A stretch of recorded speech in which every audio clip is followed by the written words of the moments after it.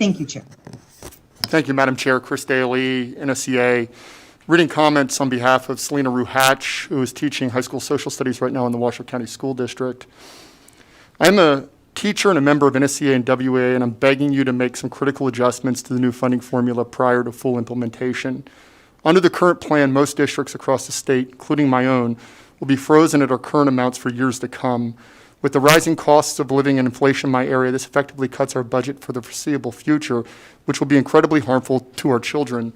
As it stands now, I'm set to have class sizes of 40 or more next year.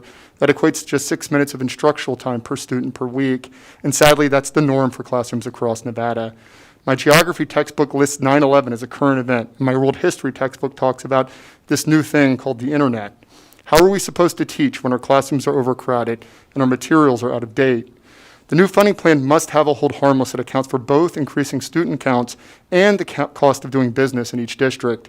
And not including housing as a part of cost of living would be laughable if it weren't so devastating.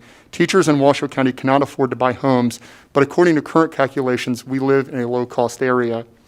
Moreover, I urge you to end the anti-union ending fund balance language that allows districts to wall off up to 16.6% of their budget from collective bargaining. There's no legitimate reason this needs to be a part of the funding plan. It only ensures that educators across the state will no longer be able to collectively bargain for improvements to education or their profession. Educators have already been pushed past our limits this year.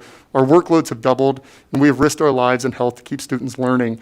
Sadly, our voices have been silenced as we have been shut out of every major policy decision and budgets have been slashed.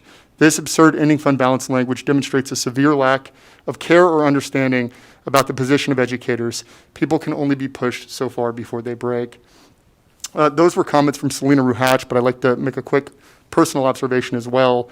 Nevada was ecstatic last week when Juliana Urtube was named National Teacher of the Year. Juliana teaches and serves as a learning strategist at Booker Elementary, a Victory School, and previously taught at Crestwood, a Zoom school.